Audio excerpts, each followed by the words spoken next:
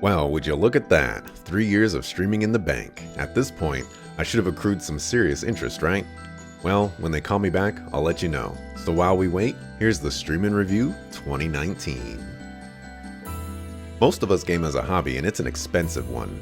I've owned a plethora of consoles and a crazy amount of games. So let's not dwell on the fact that I spent $1,043.96 on stream equipment. Yeah, I know. I spent more money this year than previous years combined. And all of that, I bought a microphone, XLR cables, aux to RCA cable, mic activator, audio interface, aux to aux cable, preamp, and lights. A massive investment, yes. I've always wanted a Shure SM7B mic, but due to its price tag and all the equipment needed to use it, I never bought it until 2019. And the results I got were disappointing. I'm not an audio guru, but I couldn't hear the difference between my Blue Yeti and the Shure. I was hoping for some significant or at least audible changes, so I returned everything except for the lights. And I bought those new lights because I sent the old ones in for repairs. Turns out it was the power cable the whole time, but whatever. So in actuality, I spent $129.99 in 2019. I wanted to keep all the purchases in there because the IRS ain't gonna get me. I keep on the up and up, you heard?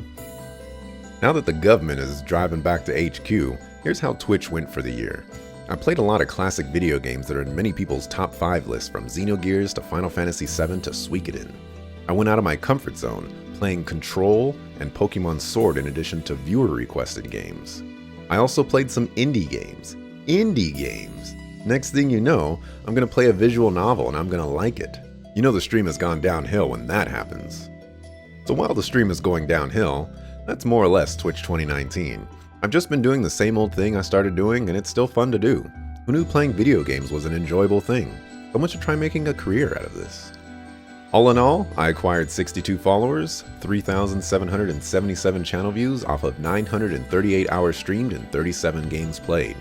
My average play time was 19 hours, 47 minutes, and my average time to complete a game was 9.4 days. I also want to give a shout out to my subscribers who have continued to support me. To date, I've made $215.35 in the 3 years of streaming. Thanks a ton for your generosity. I also kept my eyes open for another batch of streamers I enjoy watching.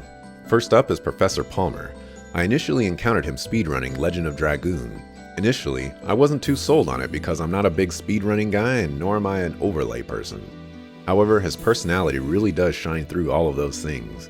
The more I watched him, the more entertained I became. He also likes Princess Bride, one of my favorite movies ever. You can catch him speedrunning all kinds of games on his channel or the RPG Limit Break channel. Recently, he's been big into Final Fantasy Crystal Chronicles: The Crystal Bearers. If anyone can make that game more entertaining, it's Professor Palmer. Then there's Cyanesis. Funnily enough, I discovered him playing Legend of Dragoon as well. He was doing a no items, no revival playthrough and I was interested. He also holds polls on what games he should play next. Overall, he's a very down-to-earth guy who typically plays RPGs, enjoys a good meme, and shares my passion for Kingdom Hearts 1. That's an inside joke. Less inside if you watch me play Kingdom Hearts 1. Now go hydrate the plant. Lastly, there's Crayson. I discovered him very early on in 2018 and I was initially not very interested. His overlay is too big and he wasn't all that talkative. Fast forward to September and I found him streaming Trails of Cold Steel. He wasn't a big fan of the game, but his opinions are quite interesting. I don't often share his opinions, but I definitely respect his thoughts on games and design in general. On top of that, he's doing a marathon called the Grand JRPG Tour, where he's made it his goal to play every JRPG ever made. And to top it all off, he holds a raffle at the end of his streams that allows viewers to pick the games he's playing. Very creative streamer that I myself have been taking notes from. And that's a wrap for Twitch 2019. So here's my top 5 Twitch clips of 2019. Oh! I did it! Yeah! How did that hit? Oh my gosh. I'm taking that one. We give the disrespect. We take the disrespect. I'm taking it. Get out my face. You sucker-foo ice climber.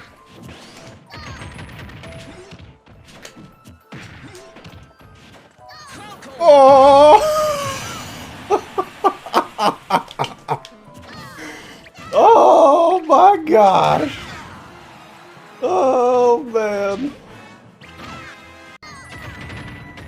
Getting memed? Oh, get bodied! Oh my gosh!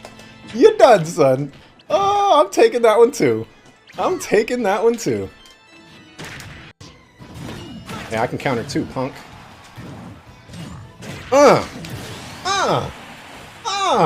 What's up? What's up?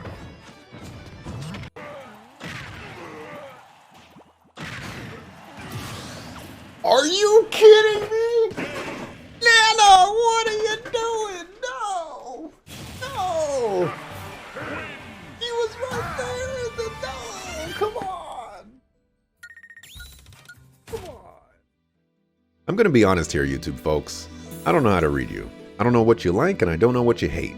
With that said, I can say you came through for Xenoblade Chronicles and Trails games. In this instance, that massive spike is Trails of Cold Steel 3.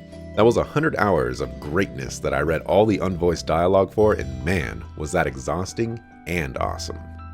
On another note, there is something I want to address. I have been approached before with a suggestion of making my YouTube videos more clickbaity. For example, in the Games of the Year series, I list my Game of the Year first instead of last or in the middle. That is definitely a very conscious decision that is 100% on purpose. To put it simply, I don't like clickbait. So while me putting my Game of the Year first might seem like an attempt to get people to waste time, I actually just want to give people what they want right away and continue watching if they like it. And if I were to look at my watch time metrics for the side videos I do, I think I'm not doing too bad. Now with that said and done, I put out some videos this year and I'm super happy with them. You know that stream and review series? The one where I recount my years in streaming? The video you're watching right now? Yeah, I put out 2017 and 2018 towards the end of 2019. I also released my Games of the Year 2019 once again, as if there was any doubt, and it's still unscripted, by the way. But the real stars of the show are my Axelrod Watches Axelrod playlist. I've said before I'm on the narcissistic nostalgia train. I want to watch my videos. So instead of just watching them on my own time and laughing by myself, I decided to cut up all my favorite parts and mash them into a goofy video. I'm immensely proud of the Trails of Cold Steel ones in that regard. I also took the idea a step further. I don't quit many games, but if I did, they would just vanish into oblivion. I decided to make a video explaining why I stopped playing it, such as Star Ocean 5 or The Last Remnant. The only downside to this whole series is I have to watch an entire playthrough, and I'm hoping to wait a few more years before I get to that. Still, with all these franchises out there, I'll have to brush up on the lore somehow. I'm looking at you, Trails of Cold Steel 4. And that's a wrap for YouTube. One day, I'll get those Gaming Cardinal Sin videos out. I'm starting to think it's a meme at this point that I'll never release them. Side note, would it be embarrassing to say I've watched some of my videos 10 plus times? Of course not. Moving on. I earned myself 109 new subscribers, 45,473 video views, and 858 videos published. My average days to publish a completed Let's Play was 13.5 days, and the average number of videos per Let's Play was 27. A huge thanks to everyone who has watched and continues to do so. I appreciate it. I'm not going to spend any verbal time on Milestones this year because I made a breakthrough with this series. Remember in the stream and review 2017 when I said some of the information in the series might be illuminating to the viewer? Well, there hasn't been any of that.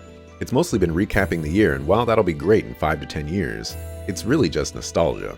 What this series needs is interesting analytics and trends, so that's what I've strived to do for 2019 and beyond. In order to calculate all the upcoming stats, I needed to log my stream each day for the entire year of 2019. Yes, after ending each stream, I recorded this information. I know, I'm crazy, but it was totally worth it, and I hope you're as excited for this data as I am. Prepare to be bombarded by numbers. Here's how each genre of a game did in 2019. It should come as no surprise that I played a lot of RPGs in comparison to everything else. Although the difference between RPGs and action RPGs are interesting. In every metric, my audience spent more time with RPGs than action RPGs, to the point where it more than tripled hours watched. If you'd like more time to view the genre information, pause here. Next up, how platforms did for the year. I suppose I should explain that I listed many of the old school PlayStation 1 games as PlayStation 3. I've decided to list a game's platform based on the console I'm playing it on. This means Suikoden 1 and 2 are PS3 games here. For emulators, I list whatever platform I'm emulating. This means Professor Layton in the Diabolical Box is a Nintendo DS game. Additionally, I kept the release dates the same for their original release, regardless of when it was added to the eShop or PlayStation Network or what have you. So I'm sure you've had a good chance to look at the data here and quickly conclude that PlayStation kicks butt. I will say don't sleep on GBA though. For just 3 games, the watch percentage is looking really good. For reference, 0% means full length of the stream was watched, so anything higher than 0% is really good. If you need more time to view the platform information, pause here. Now there's game releases. These are sorted by the date the game was released and the date I played it. This to me is one of the most fascinating datasets I have. When looking at new games, or games played within 3 months of their release date, we have a lot of strong numbers. However, when compared to the rest, many of them are incredibly weak numbers. New games had the lowest average viewers, view percent, and watch percent. In fact, you can actually see the progression that the older a game gets, the better it performs. And that's when we get to retro games, which have the highest numbers of essentially every area with a smaller pool of games played. So, if you're a new Twitch streamer, this data says you should play as many retro RPGs as you can if you want to grow. Let's move on, you don't need to pause. And here's stream length. This is also one of my favorite ones to look at. Short streams are anything less than 4 hours and long streams are 4 hours or longer. The fascinating thing about these streams is that they are pretty even across the board. The biggest differences were watch percent and follows, curiously. Remember that watch percent is how many hours were watched of the game. 0% means viewers watched exactly the hours streamed. This is a really big disparity between short and long streams. While the view percent shows that roughly the same amount of viewers were present for the stream, watch percent shows 40% more content being watched on long streams than short ones despite less live viewers.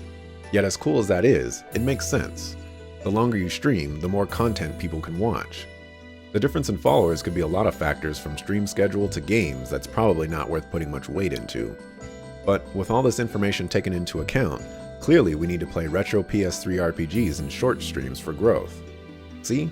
That's hilarious because PS3 was released November 17th, 2006 and isn't retro yet. If you're curious what some of the top games were, take a look at these. I'm gonna go grab some juice while you do.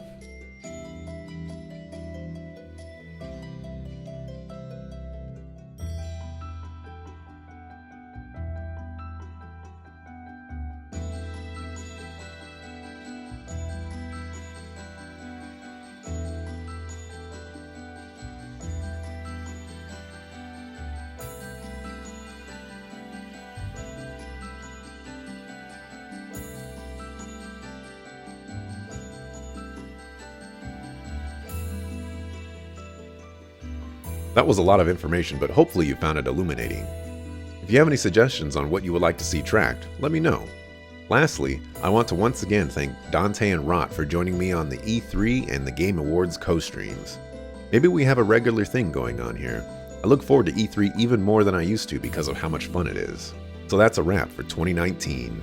I can't wait to see how 2020 unfolds with so many anticipated games. Hope to see you there. Thanks for watching, appreciate it, see you on the next video. Peace. I discovered him very early on in 2018 and I was now I had to check if I was recording, Curious how each platform did? Here you go. I bet you were also wondering about how release dates do. Here you go.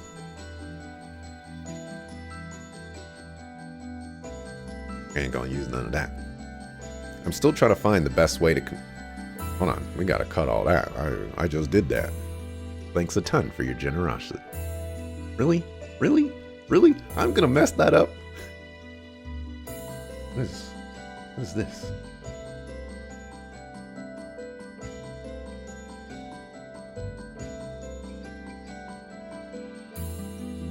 What's going on?